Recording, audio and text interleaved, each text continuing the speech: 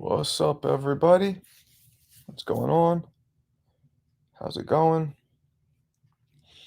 I'm gonna talk a little bit of Artur, because there's no th. It's just Artur, not Arthur. It's a Russian thing. Beterbiev. Talk to his one of his trainers, my man, John Scully, the Iceman. John was also a former pro fighter. Um, Deep in the game. John also, besides being Arthur's trainer and being a fighter, he does a lot of things for retired fighters. He hosts a lot of get-togethers. We do this thing where we go up to Muhammad Ali's Deerfield, Pennsylvania, I think it is, his old training camp once a year. Um, so yeah, he does a lot of cool things like that. So we're waiting for John to join, and that's going to be fun. What's up, everybody? This is streaming live on YouTube and on my Instagram. So I will try to look at the Instagram comments, if any. Definitely leave comments on IG. I will try and get to them. It's harder to see because I'm doing the multiple platforms here, but I think I could do that. I think I could make it work. So as we wait, oh, there's John right there. Let's get him in here. Hello? What up, my man? What's happening? How you doing? I'm good, man. I'm good. You doing good? Feeling good? Yeah, everything's good. It is cold as hell. Yeah, man, it sure is. You're in New England, right? Yeah. Connecticut? Yep. Okay. Yeah, my wife's family has a place in Danbury, has a bar. Oh, yeah. Okay, yeah, I'm in Hartford, about an hour Hartford. away. So it's kind of far, yeah. Yeah. So yeah, man. I mean, I actually just posted a video of Artur fighting Usyk in the amateurs. Have you seen that fight? I don't think I've ever seen it, to be honest with you. So he drops Usyk with a body shot. Yeah. Which we've seen lately, Right. right? Yeah. And he also wobbles Usyk 2 times. Usyk notches out the victory, though. He outworks him because Arthur's just basically chasing him, kind of like what you see now, but it's only 3 rounds. In a pro fight, I think Arthur would have got to him. Yeah. It's a different situation. Yeah, it's a different beast. But yeah, man, he is something else. I tell people all the time the stories I've heard from fighters and from you about his strength. Right. Like is it more is he's physically strong too, not just punching power, right? Right. Listen, have you ever seen him twirl the weight bar? I mean, listen, you watch him do it and you don't even think of it. You go, oh, yeah. I don't think people understand how heavy that bar is. He makes it look like it weighs 2 pounds. Mm-hmm. That's not the case. That thing is heavy, right? He's twirling it like it's a joke. Like I know this for a fact. I'm a strong guy. I'm a grown man. I was a pro fighter. I'm a strong guy. If someone said to me, twirl that like Arthur or you're going to die, I'd be dead. I couldn't twirl that like Arthur. Like, that's just insane. He does it like it's nothing. I've heard a couple people who I know, because I never lifted weights, but I've heard a couple people comment on that, and they're like, that's really hard to do. Yeah. Oh, for sure. Yeah. That's ridiculous. I mean, it's ridiculous. Put it this way. I'll go this far. If you said to me, do you think somebody could take a weight bar and twirl it around like it weighs 2 pounds? I would have said no. There's nobody that could do that. And here he is, twisting around. It's almost, he had a thing. I don't know if you ever saw it, but it's on YouTube. There's a video on YouTube of me and him in the ring. Uh-huh. And he's telling me, John, try this. And he does this thing with this like bar, this weight bar, and you have to hold yourself up on it in the ring. And he made it look so easy. So I'm like, yeah, I'll do it. And I do it. You can see me and my arms are wobbling. And then I just collapse, and he's laughing and stuff. And I said, man, like, and I was at the time, that was literally like 8 years ago. So, Right. I was even stronger, and yeah, it was, he does it like nothing, but yeah, it was hard. Yeah. Yeah, no, he's there's a lot of stories about him with the power. So why is he, because he's 38 now, or is he 39? Almost 39. Why is he why does he only have, because I don't know the background. Why does he only have 20 fights at 39 almost? Well, he turned pro late. He was older when he turned pro because he was still amateur. Realistically, you have to give credit to Mark Ramsey. Mark has discovered a lot of fighters. What Mark does is he go to the Olympics. He'll Right. go to the World Championships. He'll look for guys. He won't look for the most obvious guy. He won't look for the superstar who wins the gold medal. Hmm. He'll look at a guy, silver medal, bronze medal, earlier in the tournament that maybe didn't have the amateur style. And he's picked out guys, Elider Alvarez and different people. So Hmm. he saw Arthur at, I believe, the 2007 World Championships. I think it was in Chicago. And he said, that's the guy. He Mm, said, that's the guy that could be turned into something. Arthur probably never would have went pro if it wasn't for Mark seeing him at this tournament. really? Yeah, for sure. Huh. Okay. Yeah. So when did Arthur become an amateur? How old was he? I've seen pictures of him as a little kid. He had a long amateur career, hundreds of fights. So what prompted him? So wait, why did he actually start the pro ranks so late? Like I say, Mark saw him at a tournament. I think it was the 2007 World Championships, and he approached him and said, "Hey, what's going on? Like, you have any interest in going pro? I could help Okay. you." Okay, so his amateur career just lasted up in late, a long time for him. Yeah, he just kept going as an amateur because, I guess where he lives, there's no pro boxing. And, Mm. he needed Mark to approach him and go, hey, man, what are you doing? You should be going pro. You're Right, something special. right, right. Yeah. Okay, man. And I remember asking you, like, you've told me, and I don't know if there's any new stories you could tell me, but you've seen him spar, and some of the reactions you've seen from Yeah. some of his sparring partners. I mean, like, what kind of crazy reactions do you see? Yeah. Well, the one I always tell, uh, good fighter, world championship contender, good fighter, and he's in the gym with us, and he's sparring with Arthur, and he's doing a good job. He's Mhm. doing good, and but every day he's like mentioning, like offhand, like, "Hey, man, this is rough work, man." I said, yeah, I got you. And so one day, out of nowhere, he just gets hit with a shot, and it didn't look like, wow, it didn't look like a big deal, but he got caught. He got caught with a shot. He stepped back and he like took a breath, and we're looking at him. We're like, man, what's he doing? And all of a sudden he screams and he goes, "This can't be good for me." and and he was out of there the next day. he went home. He went home the next day. So he had literally, psychologically, mentally, he had reached the boiling point, and that Right. one punch said, I'm done. That's it. I can't hold it off any longer. I'm going home.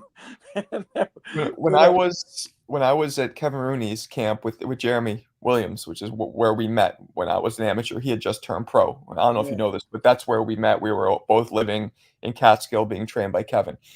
And Jeremy just turned pro. Now Jeremy's background as an amateur. He was like one of the yeah. greatest amateurs who ever fought. I would see guys on numerous occasions quit in the middle of sparring Jeremy.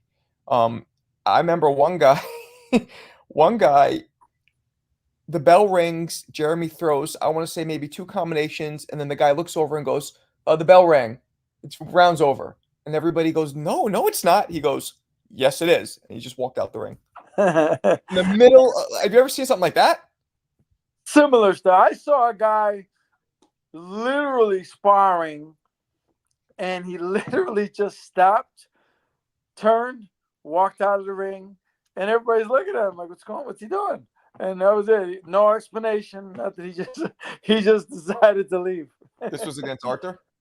No, I guess the Oh, guy back in a really awkward guy, and it was so funny because the kid was a really good fighter. The kid who left the ring, he was a beautiful boxer, and Uh-huh. the guy he was sparring was super awkward and would just hit you like behind the back of the head and just all kinds of crazy stuff.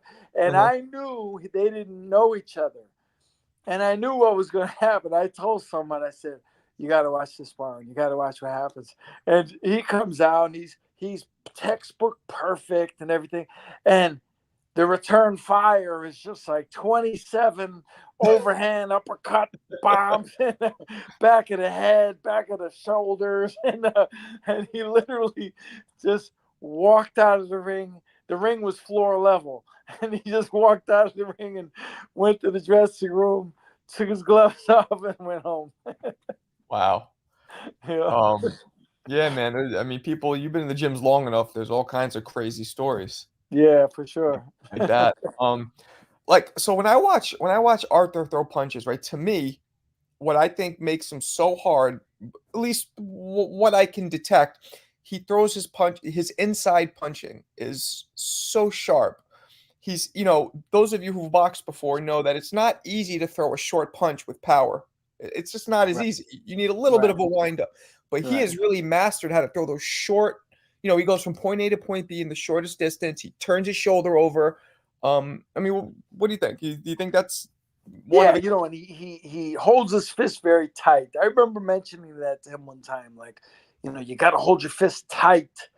Like I always tell fighters, like, hold your fist 3/4 of the way, 75%, and hit the bag, and then hold it 100% and hit the bag. You can feel the difference instantly. Like your hand feels so much better. Mhm. And so Arthur squeezes that glove and those short shots, and yeah, he's a special individual for sure. Holding the hand, that's right. That's a good one. What I was always taught, what I always did was keep it loosey goosey until right before it's about to impact. Yeah, yeah, yeah, yeah. You don't want to be tight all the time. Yeah, it'll Right. wear you out. Yeah, but I'm saying when you make contact, the harder you squeeze your fist, the less you're gonna feel it. Like you're not gonna hurt your hand if you squeeze your fist tight. And it's almost when you hit someone. I can remember a couple times like I hit people and knocked them out cold, and Mhm. I didn't feel a thing. I Mhm. felt nothing. Like Mhm. that's what you want. You don't want to feel the thud of your glove. You want to feel nothing. Now, I'm sure, and I remember Julian Jackson saying that, and I knew exactly what it meant. Obviously, I'm not Julian Jackson, but I've experienced it a couple times. He Right. experienced it 100 times, where he's like, I hit the guy and I feel nothing. He goes, Yeah. that's when I know I landed a good shot. Yeah. Yeah. Yeah, No, that's absolutely right. And he he's like he chops the trees down, right? It's a yeah, constant chopping, chopping, chopping, and um he's also very physically strong, right? In terms of yeah. like how does he use his physical strength besides his punching power? What kind of physical strength? How does he use that to his advantage in the ring? Well, here's what I say: the psychology of boxing. When you fight a guy, even if he doesn't utilize his strength, you can feel it. Like I've boxed with guys and hit them a couple times and felt their force, and it's like this man weighs 500 pounds. He's just a massive strength. Psychologically, it's almost like you don't even want to hit him so many times because you don't want to waste your bullets. You know what I mean? Like you're hitting this guy knowing nothing's going to happen, and you want to save it. So Arthur already gets in their heads, but now everybody in the world knows who he is, and everybody in the world knows the stories and the legend of how strong this man is. So you go in there with him. I could imagine, like, say right now I'm a light Right. heavyweight contender. All Right. right, guess what, you're fighting Arthur next. Well, I know I'm going to spend the next 8 weeks subconsciously and consciously thinking about what's it going to be like hitting this man. And when you get in there and you hit him the first time, all doubt has been removed. It is what you thought it was. You're hitting a brick wall. So now you're like, I'm not sure if I'm going to be able to hurt him. And if I do hurt him, it's been proven that he apparently doesn't mind. he just comes through it. So there's Arthur, more than maybe anybody on earth, other than like a Wilder or somebody, like he creates a mental obstacle that is as big as any physical obstacle. Like That a Mike Tyson 80s kind of. Right, for sure. Yeah, exactly. Like there's so much more to worry about. You know what I mean? And the thing is, fighters are the biggest poker players. They're the biggest liars. You know, Hmm. they'll tell you, I don't let any of that bother me. I'm here to do a job. Listen, nonsense. Like nonsense. You're not fooling me. You know who this man is. You know you're thinking about it all day, all night. Period. I don't care who you are. Yeah, I mean, so what do you say about people, the notion that, okay, Arthur's great, but what's he gonna do with somebody like Bivol who can box him? Because Arthur has been gets hit a lot. Yeah. What's your response to that? Well, you know what's funny? I'm there at his fights. I mean, he's not exactly Arturo Gatti taking punishment. You know, I mean, like I wouldn't say Arthur's a defenseless fighter. Arthur's using angles. He's slipping punches. I mean, I think if anything, his defense is extremely underrated. Bivol is obviously an obstacle, a big obstacle. He's got skills, but I respect Bivol. But if you take away the Canelo victory, and I mean like deep down psychologically, everybody who praises him, and he's a good fighter. No, don't get me wrong. But everybody who praises him, whether they admit it or realize it or not, they do so based on the Canelo fight. Agreed. Period. You Hmm. take that away, and you're not praising him like you do. Hmm. You're saying, yeah, this guy's a good boxer, man. He can fight. But people praise him to the levels they do based on Canelo. Well, and I said this before they fought each other. Canelo is a small man. Hmm. Arthur would demolish Canelo. I don't care what anybody says. People are crazy. He would Yeah. demolish Canelo. He would Yeah. get him on the ropes, and it would be like slaughtering a child. Canelo is a small man. You put him next to Triple G, and he looks small. Triple G is a child next to Arthur. Right. You know what I mean? You put him and Canelo in the ring with Arthur. You put them at the weigh-ins, the stare down. You're gonna realize this is unfair. There's a reason Canelo went and fought Kovalev, and then he fought Bivol. Let's be real. He thought Bivol was an easier fight. That's Yeah, all it is. he He did. thought Bivol was easier than Arthur. That's all it was. Yeah. He didn't pick the tougher man. He picked the easier man. And Right. he picked Kovalev, but he also put the weight clause where he couldn't gain a certain amount back. People forget that. You Hmm. know, there's a reason he has not fought Arthur. Come on, Hmm. there's a reason for it. We all know what it Absolutely. is. You know, to comment on the getting hit a lot thing, I saw the fight against Kalen Smith right just now. The punch that ended up setting up, which ended up leading to the end of the fight, was the overhand right counter. To me, it looked like Arthur took a jab on purpose to land that counter, which stumbled him and ended up um, finishing the fight. And I tell people this all the time, and tell me if this is the case, if you agree. Some fighters who get hit, they get hit after they feel a couple shots and they're not that worried about it, Yeah, and they know that they can come back and it's worth it. I've always said this, and a boxer will understand. I've sparred over 1,000 people in my life. I've sparred world champions. I've sparred guys off the street and everybody in between, right? Right. I've been hit more by much lesser fighters than I've ever did by Roy Jones, James Toney, guys like that. Because subconsciously, consciously, I don't fear them. as much. I'm not worried as much. So I'm going to get hit more because I'm not concerned. I didn't get hit a lot by Roy Jones because I was concerned. You know what I mean? Right. I was like, I knew who I was with. And, so sometimes I've even done what you're saying. Like I've sparred with guys and I see, you know what? This guy doesn't want to engage.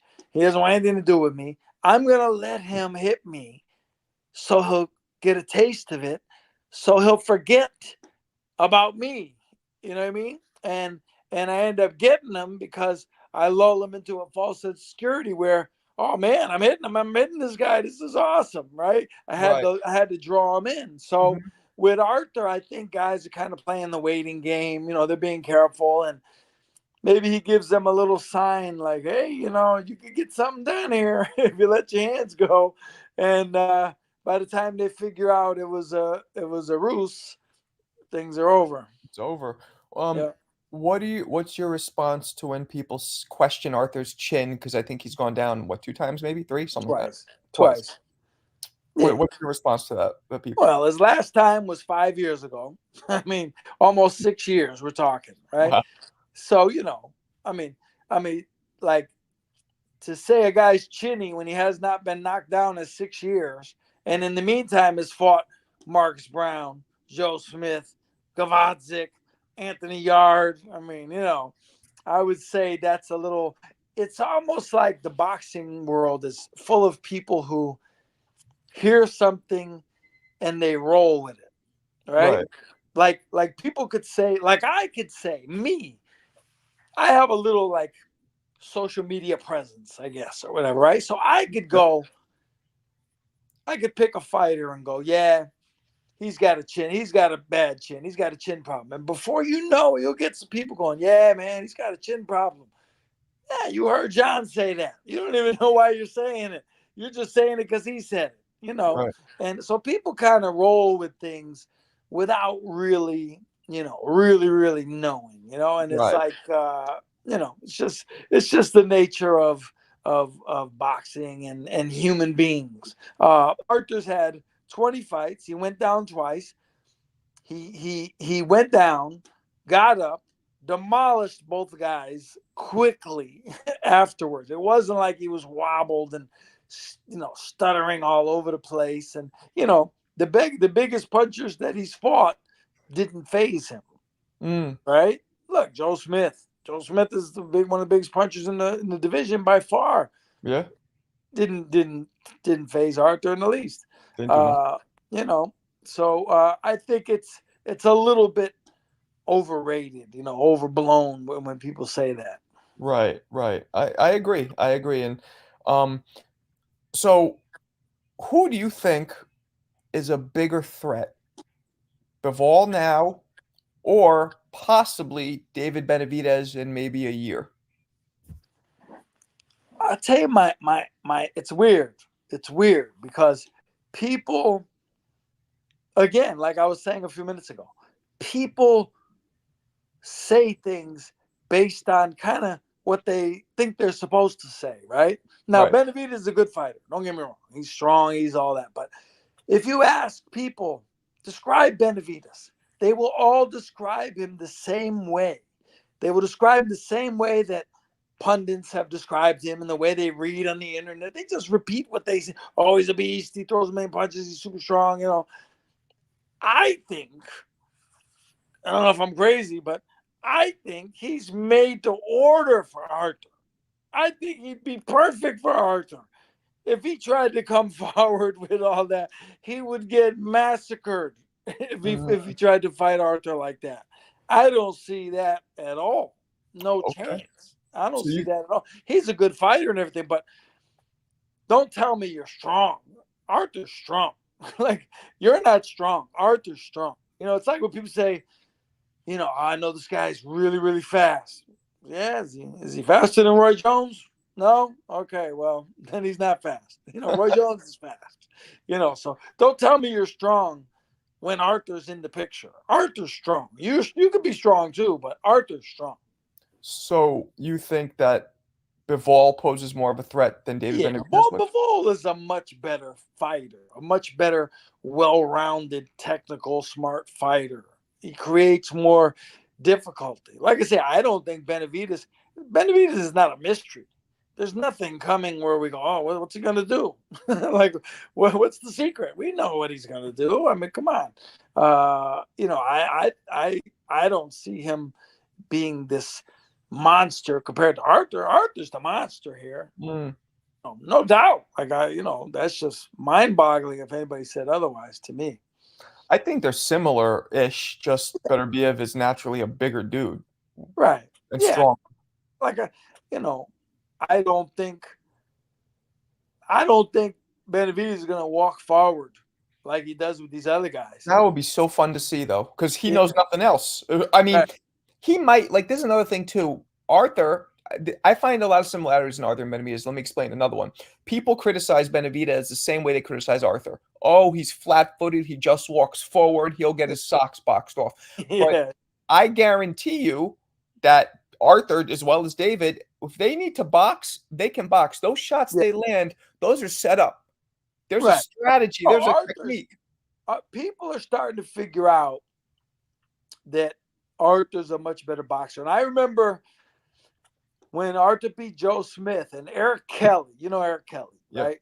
Eric Kelly posted something and it was really cool. And he said, basically, you got to pay attention.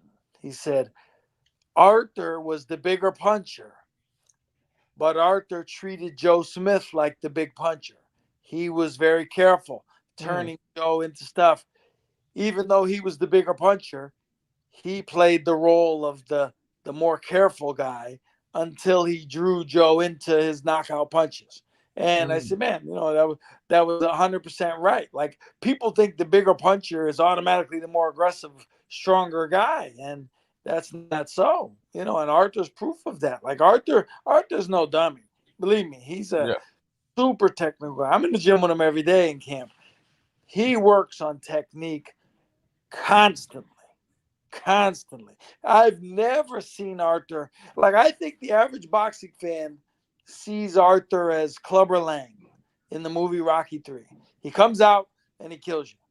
I've never seen Arthur do that. Every time he's done something, it's been calculated and efficient. And what happens is, when you see the final result, that's what you remember. You remember the destruction. Right. You don't realize he took a scientific approach to get to that point. People forget about it. 100% they forget about that. But he's a scientist who ends up with the neutron bomb. 175 prime Roy Jones against Arthur right now. Yeah. That's a tough fight for both. We'd have to be on our game. You know what I mean? We'd have to be. Now, ideally, we know Roy wouldn't stand and trade. Roy's a very smart fighter, so we know the assignment. It would basically be who would be able to execute their plan. And it would be two totally different plans. I don't know, man. I don't know. I mean, Roy's my guy. Like I've seen Roy since he was 17 years old. Yeah, right? you used to spar him a lot. Yeah. First time I saw him, I called my father. It was in either Iowa or Knoxville, and I called You my took that father. picture, right? Was that? That's that picture you took, right? Oh, I as have well? a picture. I took a picture Yeah. of him. Yeah. And the reason I took the picture is because I said, this guy's going to be famous, and I need to have a picture to prove I knew him when he wasn't. And I called my father, and I said, Dad, you got to see this kid out of Florida. This kid is unbelievable. Like, this kid's a phenomenon. So I saw Roy one time, and I knew his whole future. I knew what we were going to see. I was mesmerized. That must 100%. say a lot about you because, I mean, I know it was only sparring, but the sparring between you and him, you were doing pretty well. Oh yeah. Well, even when I saw him fight, it was months before that. Like, when I had sparred with him, I had already seen him. I already knew who he was. But when I saw him fight, I saw him fight a kid named Tony Daly, who I had actually fought previously. Mm-hmm. And like I said, I called my father. I said, this kid, man, you're gonna hear about this kid. And then when we sparred, funny thing, Lamar Parks was in camp with Roy and Ray Leonard, and they were all together on the Sugar Ray Leonard boxing team. And then I came in later, and I had always seen Roy as a fast boxer. That was and he was. And I remember Lamar Parks telling me, he said, Roy can punch, man. Roy can really punch. And I remember being surprised. I was like, really? Right. And then I sparred with Roy like 2 months later.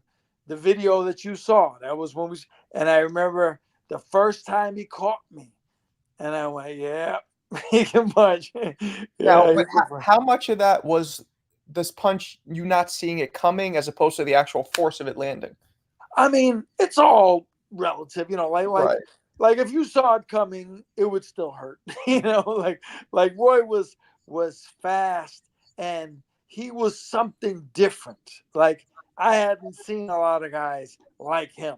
That Right. blend of speed and power. Oh There, yeah. there wasn't a lot of that going around. No. No, no, no. To me, the greatest fighter of all time, skill wise, to me.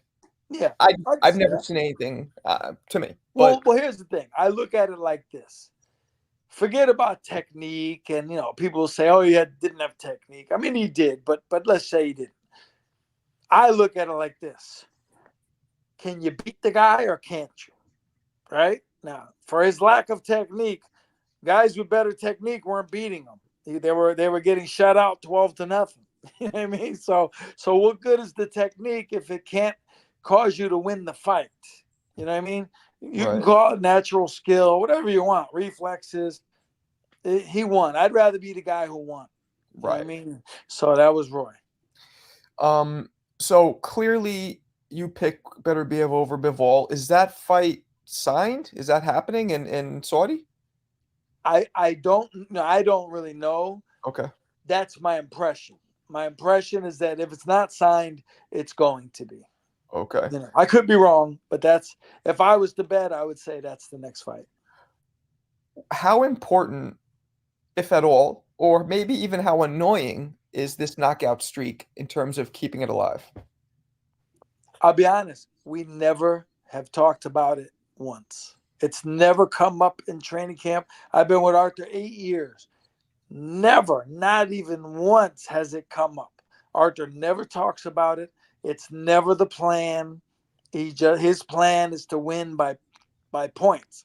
His plan is to win and outbox the guy. He's never ever sparred where he just went forward and trying to kill people. It's always been calculated, smart boxing, footwork, technique. Always, always, always, always. How many of his fights, because I'm not familiar with all of them, but how many of his fights, if any, was he down? Like would have lost if not for the stoppage or the knockout?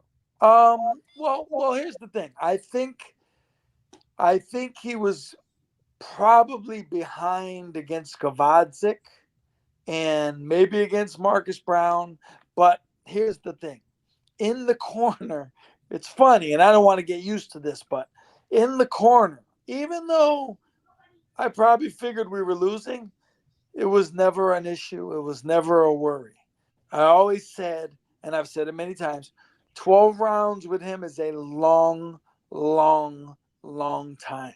So even though after the fifth round with Gavadzik, we were losing, I was not worried in the least because I know this is a fact. The second half is always going to be different than the first half with Artur. You can see the look on the guy's face. You can see his demeanor. You can see his body language. Everything changes. So, we're not trying to fall behind on points, but it's not as much of a worry as it might be with some other people. Okay. Okay. Um, so the knockout streak doesn't matter. W- What would be after Bivol, and obviously I'm assuming he doesn't have that many years left, what do you think is the final weight where he ends up at? I've heard people talking about cruiserweight, but he's never mentioned that to me once. Cruiserweight has never been discussed. I think he makes 175 without a great deal of trouble. So I really wouldn't see a reason to go to cruiserweight. People have said it, but Arthur's never said it. He's never told me that ever. What did he fight at as an amateur? What weight? He was 78 and he fought as 201. Right. I think he fought Usyk at 201. Yeah, and I think they fought in the Olympics at 201 or the World Championships. Yeah. Interesting. So he dropped almost 25 pounds. Yeah, yeah. Wow. Okay. And he has no issues making weight. It's not a struggle. You see him, he's cut up, he's not drained. He's never looked drained or anything like that.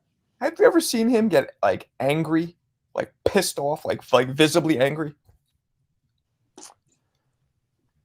I don't know if it was pure anger, but one time in sparring, there was a guy who they had apparently a little rivalry going, and the guy he kind of cheap shotted Arthur a little bit, Okay. and yeah, that was a tense moment. and and I remember the guy said after, and he was like, Arthur looked like the devil when I hit him. I go, yeah, man, he was the devil. So like why he started like yelling at the guy or what did he do? No, he didn't say anything. That was the scary Oh, part. He just kind of looked at him, and I was like, man, is something really bad about to happen, or do I jump in and help, or do I just let them die? What do I do?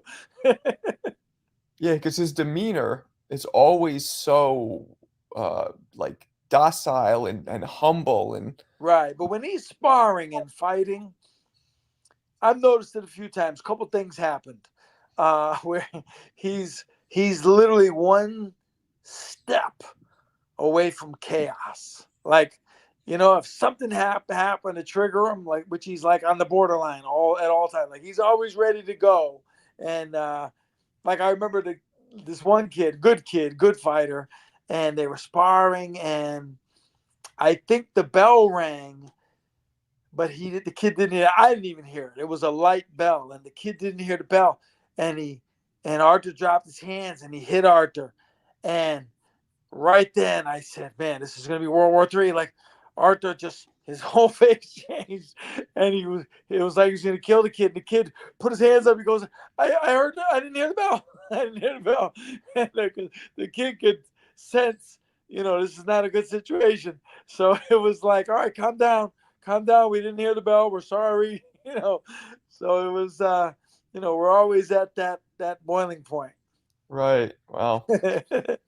Um, who and we'll wrap this up now, but who would you like to see Arthur fight uh moving past Bivol after Bivol? Is there anybody I mean, who's left? I mean, I would love to see him get the big money fight with Canelo, Canelo. obviously. Canelo's But not doing that. to be honest, it's crazy, but I really don't know that many light heavyweights out there. Like I don't know the game like I used to. I used to know every fighter in every weight class, Mm. all 10. I could still right now, I could tell you the top 10 middleweights in 1986. I could tell you who they were, you know what I mean? But Uh-huh. I couldn't tell you 10 from right now, Uh-huh. which is weird. Okay. I mean, I think Benavidez is going to be a Yeah. Yeah, that one should have came to mind. Yeah, I think that one, that would be the most natural big fight. and then Dave Morrell maybe, but I mean, how much longer do you think Arthur's? Because I saw him ask this recently, and he just goes, "I don't know. Whenever I feel like it." Like he seemed like he's ready to keep going. I mean, is that the Yeah, impression you get? yeah. He's never mentioned retirement. He's never, look, he's looking as good as ever. He is. Yeah. Like, it's almost like I remember times when guys would be like, I'm just gonna fight one more fight. It's all right, but then if you fight the one fight and you look good, what reason would you have to stop? If you're still looking good, of course you're gonna want to keep going. Right. People stop until they start looking bad. Uh, but Arthur right now is probably at his peak powers. Like he's probably the best he's ever been. And I remember saying this 2 years ago. I was like, it's kind of crazy, but how many guys do you know in their late 30s that actually get better? I mean, maybe B Hop, maybe, but how many guys get older and go, man, he's doing stuff he never even did before. You know, when he was 32, he didn't do that. Now he does it. Because I think in life, right, we get more mature, we get smarter, we get more experience in life, in boxing, and everything. So late 30s, early 40s makes sense to be your peak in boxing, but the Yeah. problem is too much mileage on the body usually. Yeah. Well, you know, the thing, he hasn't been beat up. You know, he's not getting beat up like Gaddy. You know, he's not getting pounded, and Right. and in the gym, he doesn't take a tremendous amount of abuse. He's very subtle with his defense. He moves his head well, and he keeps his hands up well. You know, like I say, I mean, if you look at his last three performances, you're not going to say, there's a 38-year-old guy. You're not going to say No. that's not going to come into your that thought process. It's not even going Right. to come across your mind. You know, and he's obviously he's knocking out guys that are 29, 30, 31. So, you know, what does that tell you? Yeah, yeah. So I guess so. Last thing I want to ask you is, help me understand. I'm not sure. I know there's another trainer, right? There's you and somebody else, Well, Mark Ramsey's his trainer. his main trainer. So Yeah. what are the roles between the two of you exactly? Well, I'm there like my ultimate role, the reason I was brought in the first place. Arthur wanted someone in the corner as a trainer that had real fight experience, like Okay, a, Mark a Ramsey higher does. a higher level pro type of thing. Okay, So I had been in 12-round fights, obviously, and so I could relate to certain things that he felt like he needed to be related to. makes Uh, sense. so I can tell him stuff that I can tell from experience, and that's kind of my place. So you're like the chief second or whatever. You're third. Well, Mark is the chief second. The Right, chief second is the head trainer. right, right, So right. I'm like in the corner, like Mark will talk, and then right at the very end, I'll say something, that I think's important or whatever. And what's Mark's background? He boxed a bit as an amateur years ago, but he always wanted to be a trainer more than a boxer. He wanted to Okay, be a trainer. Mark has trained Elida Alvarez. He trained John Pascal. He trained David Lemieux.